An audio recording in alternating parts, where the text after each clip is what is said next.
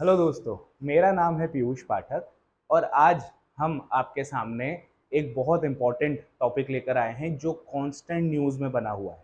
हम इसी तरीके के वीडियोस आप सभी के लिए लेकर आते हैं जो आपके डेली लाइफ को इम्पैक्ट करें। ठीक है, तो आज जिस वीडियो को हम लेकर आए हैं वो है गोल्ड का प्राइस राइज, जो कि बहुत तेज़ी से इंडिया में बढ़ रहा है। ठीक है, अगर आप न्यूज़पेपर को फॉलो कर रहे हैं या किसी भी सोशल मीडिया प्लेटफॉर्म पर हैं पर तो आपको जानकारी होगी किस चीज़ की जानकारी कि गोल्ड का प्राइस कॉन्स्टेंटली राइज हो रहा है। ठीक है, तो आज हम देखेंगे कि गोल्ड का प्राइस इतने ज़्यादा तरीके से क्यों बढ़ रहा है, क्या क्या रीजंस हैं उसके बढ़ने के, साथ में गोल्ड का इम्पोर्टेंस हमारी लाइफ में क्या है और गोल्ड को कौन कौन से फैक्टर्स अफेक्ट करते हैं उसके प्रोडक्शन में, साथ ही उसके मार्केटिंग के प्राइस में। तो ये हमारे लेक्चर का एक क्या है ओवरव्यू है जिसको आज हम स्टार्ट कर रहे हैं। ठीक है, तो जैसा आप मेरे पीछे देख सकते हैं, why the gold price rise in India. ठीक है, तो आज हम इस टॉपिक को डिस्कस करेंगे। सबसे पहले आगे बढ़ते हैं, इसमें देखते हैं कि भैया इंपॉर्टेंस ऑफ गोल्ड क्या है, हमें गोल्ड के बारे में पढ़ने की ज़रूरत क्यों है। अब देखिए, गोल्ड एक ऐसा मेटल है, ठीक है, एक तरीके से मेटल ही है गोल्ड, है ना, जिसका केमिकल फॉर्मूला अगर मैं बोलूँ तो क्या होता है, AU। ठीक है, तो अगर गोल्ड की अगर मैं बात करूँ तो गोल्ड जो है एक ऑर्नामेंट के तौर पर इस्तेमाल होता है। आप सभी के घरों में डे टू डे लाइफ में गोल्ड का इस्तेमाल होता आया है, चाहे वो इन्वेस्टमेंट पर्पस के लिए हो, चाहे वो ऑर्नामेंट या ज्वेलरी के तौर पर इस्तेमाल होता हो। तो खरीदा तो हर जगह जाता है। ठीक है, और उसकी इंपॉर्टेंस भी होती है। क्या क्या इंपॉर्टेंस होती है, तो पहले देखते हैं कि एक तरीके से तो इकोनॉमिकल और इमोशनल इंपॉर्टेंस तो होती ही है, साथ में इंडियन कल्चर में कल्चरल इंपॉर्टेंस गोल्ड की भी बहुत ज़्यादा रखी गई है। अगर मैं बात करूं, traditionally the gold has been क्या है, अडोर्ड प्रॉपर्टी, एक तरीके की क्या देखा जाता है, प्रॉपर्टी का तौर पर देखा जाता है in India, and possession of emotional values. देखा होगा आप सभी ने, जैसे गोल्ड के जो ऑर्नामेंट्स होते हैं, ज्वेलरीज होती हैं, घर की महिलाओं का, घर की फीमेल्स का उस ऑर्नामेंट के प्रति क्या होती है, एक इमोशनल वैल्यू होती है। तो अल्टीमेटली किसके प्रति इमोशनल वैल्यू हो रही है, गोल्ड के प्रति इमोशनल वैल्यू होती है। और उसके बाद ये जो गोल्ड है ये हमेशा क्या रहता है, स्टैंड फर्म, ये अपनी पोजीशन होल्ड करके रखता है, ना ज़्यादा इसका प्राइस कम होता है और बढ़ता तो जा ही रहा है, इसलिए हम आज इसको डिस्कस कर रहे हैं। तो ऐसे ग्लोबल इकोनॉमिक फ्लक्चुएशंस के टाइम पर जो गोल्ड होता है वो क्या करता है, अपनी पोजीशन होल्ड करके रखता है। मतलब अगर किसी इन्वेस्टर ने किसी गोल्ड की चीज़ में इन्वेस्ट किया है तो वो क्या कर रहा है, उसको होल्ड करके रखेगा, मतलब उसको नुकसान नहीं होने देगा। ठीक है, तो ये तो हो गई हमारी ट्रेडिशनल हाउस होल्ड में जैसे यूज होता है और उसकी इकोनॉमिक साइड। दूसरा हम देखें तो इसका कल्चरल इंपॉर्टेंस क्या है हमारे यहाँ। कल्चरल इंपॉर्टेंस ये है, gold has been the special cultural significance रहा है इसका, कहाँ पे, वेडिंग्स में, रिलीजियस फेस्टिवल्स में, जैसे कि धनतेरस और दिवाली। आप सभी ने देखा होगा कि वेडिंग्स के टाइम पर जनरली क्या होता है, गोल्ड बहुत ज़्यादा खरीदा जाता है, उसके ऑर्नामेंट्स बनाए जाते हैं। साथ में फेस्टिवल्स जैसे दिवाली और धनतेरस, यहाँ पर भी गोल्ड की जो परचेस होती है वो बहुत ज़्यादा होती है। ठीक है, जिसके लिए जैसे कि लक्ष्मी पूजन के लिए गोल्ड को क्या माना जाता है, एक बहुत अच्छा ऑर्नामेंट माना जाता है जिससे लक्ष्मी जी प्रसन्न हो। तो वहाँ पर भी गोल्ड की परचेस हो रही है। परचेस हो रही है मतलब डिमांड और सप्लाई का क्या हो रहा है, गेम हो रहा है। कोई आदमी पैसे दे के जा रहा है और उसको खरीद के ला रहा है। ठीक है, बहुत सारे फैक्टर्स होते हैं, जैसे कि गोल्ड कोई लेबोरेटरी में तो नहीं बनता है, गोल्ड की क्या होती है, माइनिंग होती है। तो हम देखेंगे कि गोल्ड कहाँ से आता है, कैसे आता है, और उसका प्रोडक्शन और उसकी मार्केटिंग कैसे हम तक पहुँचती है और इम्पैक्ट करती है। इसके बाद हम देखें कि भैया on this auspicious occasions the demand of gold usually increases. शादियों के टाइम पे और रिलीजियस फेस्टिवल के टाइम पे क्या होता है, गोल्ड की डिमांड जनरली ही इंक्रीज होती है। ऐसा नहीं है कि बहुत अभी अभी में ऐसा हुआ हो कि डिमांड ज़्यादा बढ़ गई है इसलिए प्राइस हुआ है, ज़्यादा हुआ है, नहीं। जनरली रिलीजियस फेस्टिवल्स के टाइम पे गोल्ड की डिमांड बढ़ती है।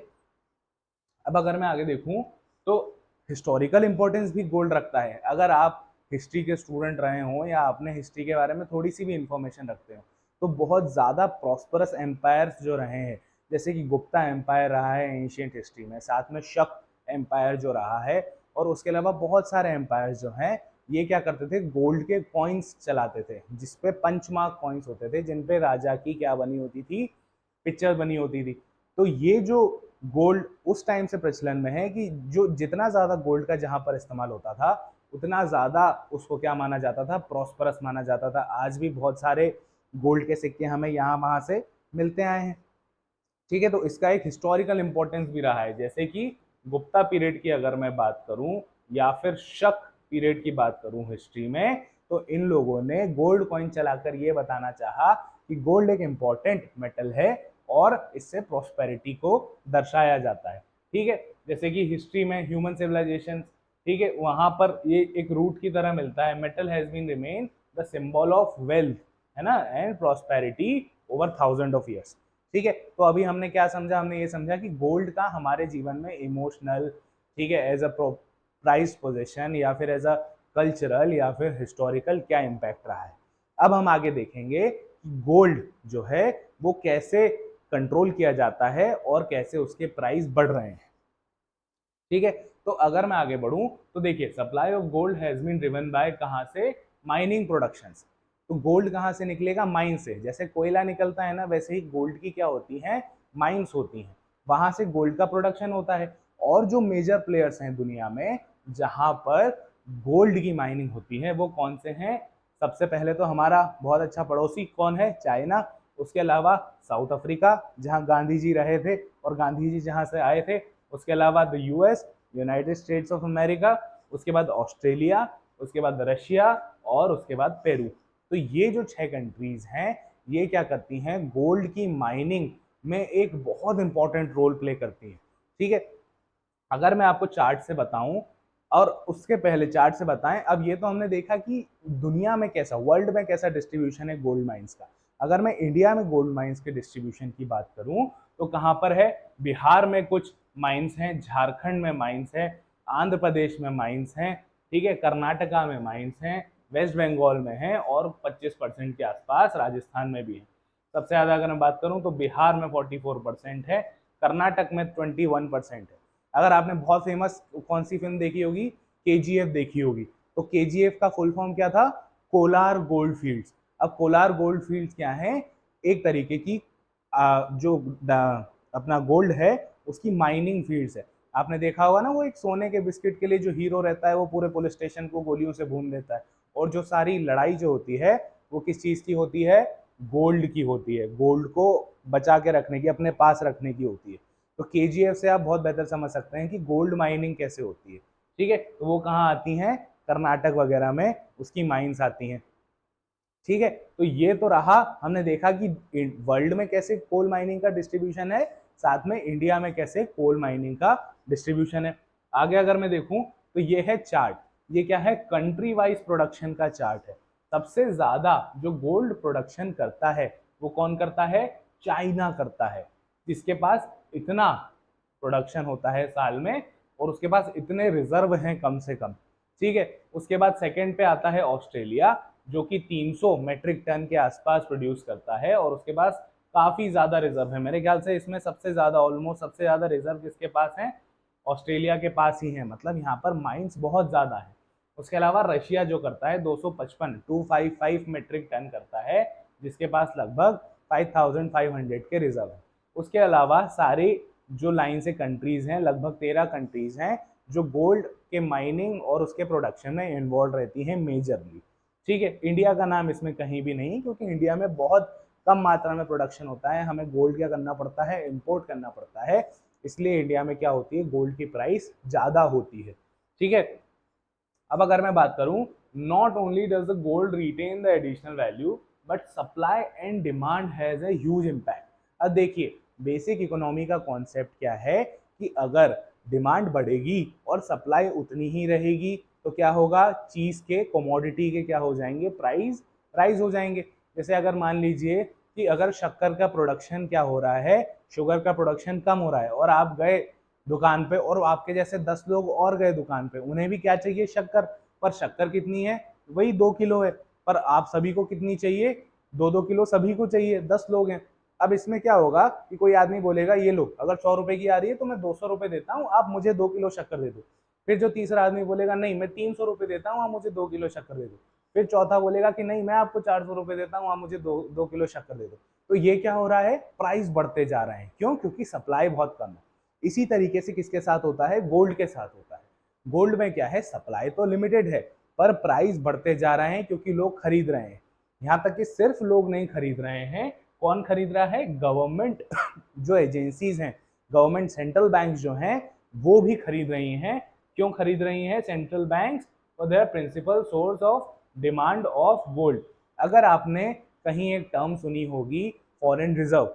फॉरेन रिजर्व क्या होता है कि किसी भी कंट्री के पास एक तरीके के रिजर्व होते हैं। रिजर्व में बहुत सारे चीज़ों का मिक्सचर होता है, जैसे डॉलर्स होते हैं, यूरोज होते हैं, ठीक है, रूबल होते हैं, चाइनीज करेंसी होती हैं, और साथ में बहुत इंपॉर्टेंट गोल्ड होता है। तो जब भी किसी कंट्री को दूसरी कंट्री के साथ क्या करना होता है, ट्रेड अगर करना होता है, तो वो क्या करती है, अपने फॉरेन एक्सचेंज में से वो वाली करेंसी निकाल के उसको दे देती है, ताकि अपनी खुद की करेंसी की कन्वर्टिबिलिटी को वो बचा सके। जैसे कि अगर मुझे कहीं से ऑयल परचेज करना है तो वो डॉलर में आएगा, तो मैं अपने फॉरेन रिजर्व में से क्या करूंगा, डॉलर को निकाल के उसको दे दूंगा, पेमेंट दे दूंगा, और वहां से क्या ले लूंगा, वहां से हम उनसे क्या ले लेंगे, ऑयल ले लेंगे।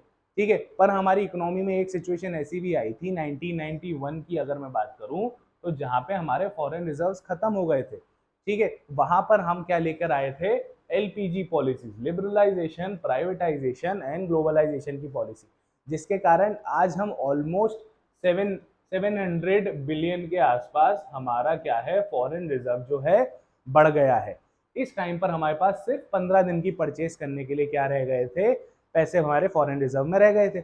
अब देखिए, जैसे कि फॉरेन रिजर्व में बहुत सारी करेंसीज होती हैं, डॉलर भी होते हैं, तो इनकी प्राइस क्या होती है, इनकी जो वैल्यू होती है वो फ्लक्चुएट होती रहती है। तो गवर्नमेंट क्या कोशिश करती है, जो फॉरेन रिजर्व को होल्ड करती हैं, वो कोशिश करती हैं कि हम गोल्ड को ज़्यादा से ज़्यादा अपने फॉरेन एक्सचेंज में रखें, क्योंकि गोल्ड की जो प्राइस है वो कम नहीं होती, हमेशा बढ़ती है, और ग्लोबल लेवल पे उसको क्या किया जा सकता है, ट्रेड किया जा सकता है। ठीक है, तो देखिए सप्लाई और डिमांड वाला तो गेम था ही, और कौन लोग परचेस कर रहे थे, गवर्नमेंट भी परचेस कर रही थी गोल्ड को। अब आपको समझ में आ गया होगा कि गवर्नमेंट क्यों गोल्ड को परचेस कर रही थी। अब अगर मैं आगे बात करूं, तो ये जो कुछ कंट्रीज हैं इनके गोल्ड रिजर्व्स हैं जो इन्होंने फॉरेन एक्सचेंज में रख रखे हैं। जैसे कि सबसे ज्यादा फॉरेन एक्सचेंज में किसने रखा है, यूएसए ने रखे हैं। उसके पास कितने गोल्ड रिजर्व है, लगभग 8133 टन्स का जो है उसके पास क्या है, फॉरेन रिजर्व में सोना रखा हुआ है, गोल्ड रखा हुआ है। देखिए कितना सारा सोना रखा हुआ है। ठीक है, जो कि उनके फॉरेन रिजर्व का क्या है, 69%। देखिए ये समझदार कंट्रीज है, इन्होंने क्या किया है कि अपने फॉरेन रिजर्व में सबसे ज्यादा गोल्ड रखा हुआ है, क्योंकि डॉलर कभी भी ऊपर नीचे होके वैल्यू डिक्रीज हो सकती है, पर गोल्ड की वैल्यू क्या होती है, डिक्रीज नहीं होती। ठीक है, वैसे ही जर्मनी भी बहुत समझदार है, लगभग 3352 टन इसके पास रिजर्व में है, जो इसका 69% है। वैसे ही 8वें 9th नंबर पे आती है हमारी कंट्री इंडिया। हमारे पास कितना गोल्ड रिजर्व है, 803 टन ऑफ गोल्ड रिजर्व है, जो कि हमारे टोटल रिजर्व का कितना है, 8.54% है। ठीक है, तो ये जरूर सोचने वाली बात है कि जब अमेरिका जैसी कंट्री अपने गोल्ड रिजर्व को अपने फॉरेन रिजर्व का कितना रखती है, 70% के आसपास रख रही है, और हम कितना रख रहे हैं, मात्र 8% या 9%। ठीक है, मतलब गोल्ड का इंपॉर्टेंस फॉरेन रिजर्व में बहुत इंपॉर्टेंट है, बहुत इंपॉर्टेंट रोल प्ले करता है। ठीक है, तो ये तो हमने डेटा देख लिया। इसके बाद Italy, France, Russia, China, Switzerland, Japan and Netherland, ये टॉप 10 कंट्रीज हैं जिनके पास मैक्सिमम गोल्ड रिजर्व है, जिसमें इंडिया की पोजीशन क्या है, 9th है।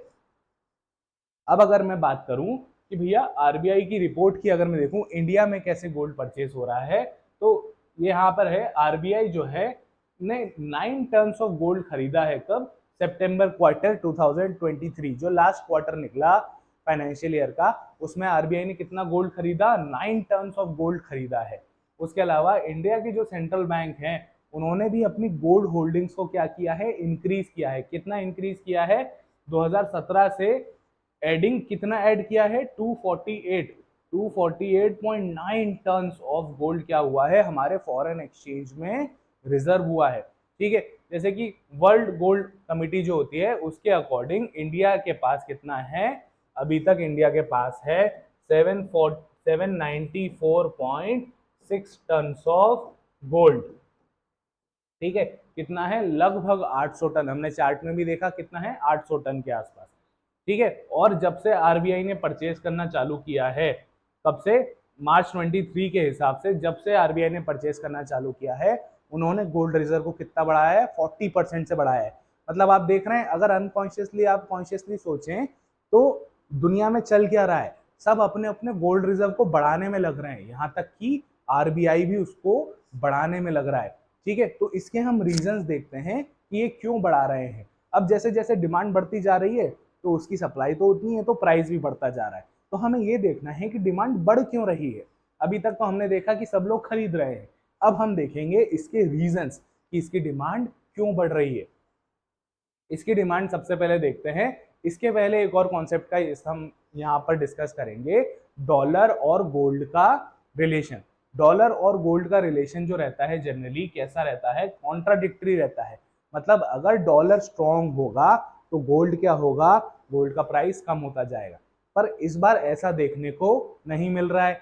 क्यों, उसके वो हम रीजंस में एक देखेंगे जैसे जैसे हम आगे बढ़ेंगे।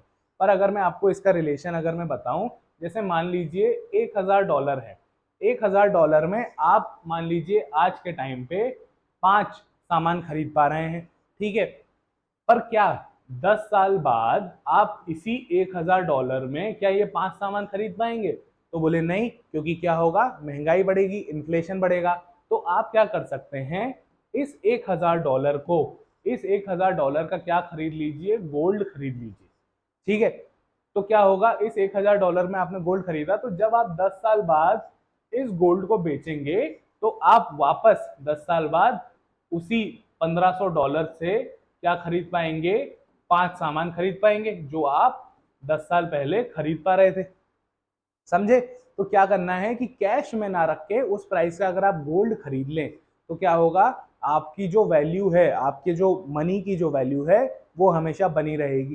तो ये जनरली रिलेशन क्या होता है, डॉलर और गोल्ड का रिलेशन होता है। अब देखें हम, जो गोल्ड का लाइफ टाइम प्राइस है वो अभी 71,080 रुपीज, कब 8 अप्रैल के हिसाब से कितना चल रहा है, 71,000। ठीक है, पर 10 ग्राम। ठीक है, गोल्ड हमेशा कैसा आता है, 10 ग्राम, मतलब 71,000 रुपए का 1 तोला गोल्ड। ठीक है, उसके बाद अगर मैं बात करूं तो आगे बढ़ते हैं। अब हम मेन रीजंस देखेंगे। मेन रीजंस क्या हैं, सबसे पहला रीजन है जियोपॉलिटिकल रीजन। जियोपॉलिटिकल रीजन मतलब जो भी वर्ल्ड में इंसिडेंट्स हो रहे हैं, आप अगर पिछले 2-3 सालों से देख रहे होंगे तो वर्ल्ड में हमेशा डिस्टरबेंस बना हुआ है। ये कह लीजिए कि या तो ये वर्ल्ड वॉर 3 की शुरुआत है या फिर वर्ल्ड वॉर 3 शुरू हो चुकी है, हम इसे मानने के लिए तैयार नहीं है। ठीक है, तो जैसे जियोपॉलिटिकल रीजन, जैसे क्या क्या जियोपॉलिटिकल टेंशन, जैसे मिडिल ईस्ट, अभी आपने देखा कि ईरान ने क्या किया, इसराइल पर अटैक किया। ठीक है, इसराइल ने वापस ईरान पर अटैक किया। इसराइल ने गाजा और उसके आसपास वाले एरिया पर, फलस्तीन पर अटैक किया। इन लोगों ने भी इसराइल पर अटैक किया। ठीक है, उसके अलावा मैं बात करूं तो पिछले 2 साल से रशिया और यूक्रेन जो हैं वो फाइट कर रहे हैं। तो जैसे आपने देखा होगा, जैसे ही रशिया यूक्रेन की या फिर ईरान और इसराइल की लड़ाई स्टार्ट हुई, जैसे ईरान से हम मेजर ऑयल एक्सपोर्ट इंपोर्ट करते हैं, तो अगर ईरान में लड़ाई छिड़ जाएगी तो हमें ऑयल क्या हो जाएगा, महंगा हो जाएगा, तो वैसे पेट्रोल के प्राइस बढ़ जाएंगे। जैसे आपने रशिया यूक्रेन में देखा होगा कि जैसे ही वॉर स्टार्ट हुई तो यूक्रेन जो है एक बहुत बड़ा वीट प्रोड्यूसर कंट्री है। ठीक है, सबसे ज्यादा वीट को क्या करता है, एक्सपोर्ट करता है। अब लड़ाई चालू हुई तो वीट का एक्सपोर्ट क्या हो गया, बंद हो गया। तो यूरोपियन कंट्रीज में क्या हो गया, खाने की कमी हो गई, क्योंकि उनके पास जमीन तो है नहीं, वो क्या करते थे, वीट को इंपोर्ट करते थे, इसलिए वीट के प्राइस बढ़ गए। ऐसा ही क्या हो रहा है, गोल्ड के साथ हो रहा है। इन मेजर कंट्रीज में गोल्ड के रिजर्व बहुत ज्यादा है। ठीक है, तो यहाँ पर क्या है, अगर वॉर स्टार्ट होती है तो गोल्ड के प्राइस जो है वो बढ़ जाते हैं। ठीक है, तो आपने देखा कैसे बढ़ रहे हैं। उसके बाद uncertain impending presidential election in the US. अब देखिए, अगर माइनिंग के हिसाब से भी देखूं तो यूएस के पास एक बहुत बड़ा रिजर्व है, साथ में फॉरेन एक्सचेंज में भी बहुत बड़ा रिजर्व है। तो अगर वहां पर प्रेसिडेंशियल इलेक्शन, जैसे आपने देखा होगा लास्ट टाइम जो बाइडेन है और जो ट्रम्प है, डोनाल्ड ट्रम्प, उनका जब इलेक्शन हुआ तो बहुत ज्यादा वॉयलेंट इलेक्शन हुआ, बहुत सारे लोग मरे। ठीक है, तो उसके कारण भी क्या होता है कि गोल्ड के प्राइस में फ्लक्चुएशन आता है।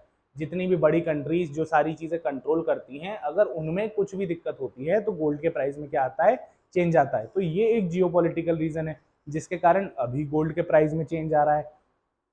अगला अगर मैं बात करूं तो failed US federal policy, failed US federal policy क्या है, जैसे हर कंट्री की एक क्या होती है, सेंट्रल बैंक होती है, वैसे ही यूएस की जो सेंट्रल बैंक है उन्होंने क्या सोचा कि महंगाई बढ़ रही है, इन्फ्लेशन जो है वो बढ़ रहा है, क्या बढ़ रहा है, इन्फ्लेशन बढ़ रहा है, तो हमें क्या करना चाहिए, हमारे इंटरेस्ट रेट को कितना कर देना चाहिए, 5.5% हमें कर देना चाहिए। इससे क्या होगा कि जब इंटरेस्ट महंगा हो जाएगा तो लोग क्या करेंगे, लोन जो लेंगे वो कम लेंगे और कम पैसा मार्केट में जाएगा, तो इन्फ्लेशन बना रहे, मतलब कम हो जाएगा, डियर मनी पॉलिसी और ये इस तरीके की जो पॉलिसी पॉलिटिकल टर्म्स होती हैं। पर लोगों ने क्या किया कि जब अगर उन्हें लोन महंगा मिल रहा है तो उन्होंने क्या किया, उसकी जगह गोल्ड में इन्वेस्ट करना चालू कर दिया। तो यहाँ पर क्या हुआ कि यहाँ सिर्फ लोग नहीं, जैसे कि यूएस की बैंक बहुत बड़ी है, तो दुनिया की सारी सेंट्रल बैंक जो है वो अपना अपना पैसा कहाँ रखती हैं, इस फेडरल बैंक में भी कुछ कुछ अमाउंट रखती हैं, ठीक है, और वो इसके इंटरेस्ट रेट से अफेक्ट होता है। तो उन लोगों ने भी क्या करना चालू किया, यहाँ पैसा रखने की जगह गोल्ड में इन्वेस्ट करना चालू कर दिया, जैसे कि हमारी आरबीआई ने किया था, हमने पिछली स्लाइड में देखा। उसके बाद अगर मैं बात करूं तो सबसे बड़ा एंगल जो मुझे लगता है उसका नाम क्या, नया नाम है द चाइना एंगल। देखिए चाइना कहीं ना कहीं हमेशा किसी न किसी चीजों में इन्वॉल्व रहता ही है, फिर चाहे वो कोविड हो, चाहे वो गोल्ड का प्राइस हो। तो हम देखते हैं तो यूएस ने क्या किया है, चाइना पर सैंक्शंस लगाने चालू किए हैं। सैंक्शंस में क्या होता है कि वो अपने ट्रेड को रिस्ट्रिक्ट कर देता है उस कंट्री के साथ। तो क्यों किए हैं, क्योंकि चाइना का response to the support of Russia in the war, ठीक है, रशिया यूक्रेन वॉर में, उसके अलावा ह्यूमन राइट अब्यूज जो चाइना करता है हांगकांग और तिब्बत में, ठीक है, और बहुत सारे रीजंस है जिसके कारण अमेरिका ने क्या किया है, इस पर सैंक्शंस लगाए हैं।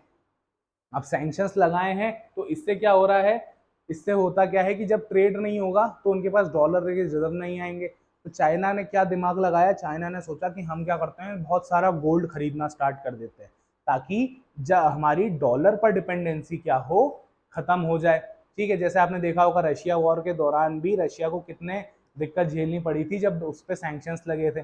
तो चाइना की गवर्नमेंट क्या कर रही है, लगातार 17वां महीना 17th मंथ उन्होंने क्या किया है, अपने गोल्ड रिजर्व को इंक्रीज किया है। जैसा कि हम डेटा देखें तो चाइना ऑफिशियल गोल्ड रिजर्व जो है 314 टन से बढ़ गए हैं, जो कि 16% राइज है, ठीक है।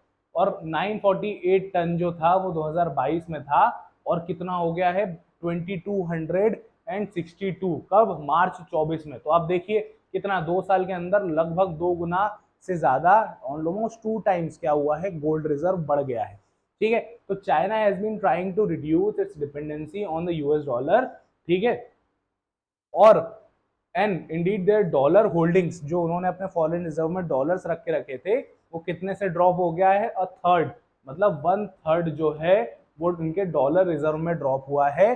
कब की बात करूं, सिंस 2011। और किसमें राइज हुआ है, 16% राइज किसमें हुआ है, गोल्ड रिजर्व में हुआ है, ठीक है। ऑलमोस्ट कितना, अगर 2 साल की बात करूं तो कितना हो गया है 2200, और इंडिया का कितना था, लगभग 800 टन, 800 900 टन था, और वहीं चाइना का कितना है 2262, लगभग 4 टाइम्स, 3 to 4 टाइम्स क्या है जो चाइना के पास गोल्ड रिजर्व है, और इंडिया के पास 3 टाइम्स कम है, ठीक है। तो ये हो गए 3 मेन पॉलिटिकल रीजंस, ठीक है। और सबसे बड़ा रीजन ये है कि देखिए हमेशा जियोपॉलिटिकल को वेस्ट साइड ने डोमिनेट किया है, जैसे कि यूरोप वाली साइड और अमेरिका वाली साइड। तो अब एशिया में या फिर ईस्ट वाले रीजन में भी क्या है, अर्ज है पूरे पूरे वर्ल्ड को डोमिनेट करने की। तो उसमें जो मेजर प्लेयर्स हैं वो है China, India, Japan, Australia, Singapore, ठीक है। ये सारे कंट्रीज जो है क्या करते हैं, अर्ज में है, किसमें, इमर्जिंग ईस्ट, जो ट्रेडिशनली डोमिनेंट वेस्ट था उसका इन्फ्लुएंस खत्म करके क्या लेकर आना चाहते हैं, इमर्जिंग ईस्ट का कॉन्सेप्ट, ठीक है। तो अगर मैं बात करूं, कंक्लूजन अगर मैं निकालूं इस पूरे लेक्चर का, तो वो ये है कि क्यों प्राइस बढ़ा है, तो एस्केलेटिंग जियोपॉलिटिकल टेंशंस हमने देखे, वॉर वाले सिचुएशंस, उसके बाद देखे फाइनेंशियल पॉलिसी डिसीजंस, जैसे हमने देखे यूएस फेडरल बैंक के डिसीजंस, और उसके बाद हमने देखा इन्फ्लेशनरी प्रेशर्स, ठीक है। इन्फ्लेशनरी प्रेशर्स मतलब जो महंगाई हो रही है उसके कारण क्या हो रहा है, गोल्ड में राइज हुआ, ठीक है। Increasing in the demand led to the spike in the gold price, और gold will continue be a safe haven, हमेशा गोल्ड क्या बना रहेगा, कितने भी फ्लक्चुएशंस हों, ठीक है, गोल्ड हमेशा क्या बना रहेगा, एक सेफ हेवन बना रहेगा इन्वेस्टमेंट के लिए। ठीक है, क्यों? क्योंकि इन्वेस्टमेंट अगर गोल्ड में करी जाएगी तो वो हमेशा क्या रहेगी, सेफ रहेगी। ठीक है, इन्वेस्टर्स के लिए। And potential store during emergency, जैसा मैंने बताया, वॉर सिचुएशन हो, जियोपॉलिटिकल हो, या फिर कोई और सिचुएशन हो, उसमें क्या होगा, गोल्ड का प्राइस हमेशा बेटर बना रहेगा। तो आज के लेक्चर में हमने पहले क्या देखा कि गोल्ड हमारे जीवन में, हमारे लाइफ में गोल्ड की हिस्टोरिकल इंपॉर्टेंस क्या है, कल्चरल क्या है, इमोशनल क्या है, साथ में एक प्रॉपर्टी, एक प्राइस पोजीशन के तौर पर इंपॉर्टेंस क्या है। फिर हमने देखा कि गोल्ड की माइनिंग कहाँ कहाँ होती है और कौन कौन सी कंट्रीज उसको डोमिनेट करती हैं। फिर हमने देखा कि आरबीआई के जो फॉरेन रिजर्व है उसमें गोल्ड का क्या इंपॉर्टेंट रोल है। फिर हमने देखा कि वर्ल्ड की जितनी भी इकोनॉमीज हैं उसमें गोल्ड का क्या इंपॉर्टेंट रोल है और उनके फॉरेन रिजर्व में गोल्ड कैसे इंपॉर्टेंट रोल प्ले करता है। गोल्ड की डिमांड और सप्लाई को समझा। ठीक है, उसके बाद हमने देखा कि डॉलर और गोल्ड में क्या रिलेशन होते हैं। उसके बाद हमने क्या देखा, उसके बाद हमने देखा कि बहुत सारे रीजंस, जैसे जियोपॉलिटिकल रीजंस, जैसे कि यूएस फेडरल पॉलिसी का फेल होना, और साथ में चाइना का एक जो रोल है जो डिमांड सप्लाई की साइकिल को बिगाड़ रहा है। इन सब चीज़ों के बारे में हमने क्या देखा और आखिरी में देखा कि किन चीज़ों पे कंक्लूजन आता है। तो कंक्लूजन कुल मिलाकर यही है कि किसी भी फैक्टर से गोल्ड की अगर सप्लाई जो है वो चेंज होगी तो उसकी डिमांड बढ़ेगी और उसका प्राइस बढ़ेगा। तो अगर कोई भी व्यक्ति इन्वेस्टमेंट करने का सोचता है तो उसे काय में इन्वेस्ट करना चाहिए, हमेशा गोल्ड में इन्वेस्ट करना चाहिए। क्यों? क्योंकि कब इसके प्राइस बढ़ जाएं, कब जियोपॉलिटिकल सिचुएशन जो है वो चेंज हो जाएं, किसी को नहीं पता। ठीक है, तो आज के लेक्चर में हमने देखा कि क्या क्या फैक्टर्स हैं जिसके कारण गोल्ड का जो प्राइस है वो बढ़ रहा है। अगर आपको ये वीडियो पसंद आया हो तो प्लीज इस चैनल को जरूर सब्सक्राइब कीजिएगा और इस वीडियो पर लाइक कीजिएगा और कमेंट करके हमें बताइएगा क्या कि गोल्ड का प्राइस और बढ़ेगा या कम होगा, या फिर आपको इस वीडियो में कुछ भी इशू हो तो प्लीज कमेंट करके हमें बताइए और चैनल को सब्सक्राइब कीजिए। ठीक है, मेरा नाम है पीयूष पाठक और हम आपके लिए इसी तरीके की इंटरेस्टिंग वीडियोस और उनके एनालिसिस लेकर आते रहेंगे। ठीक है, थैंक यू।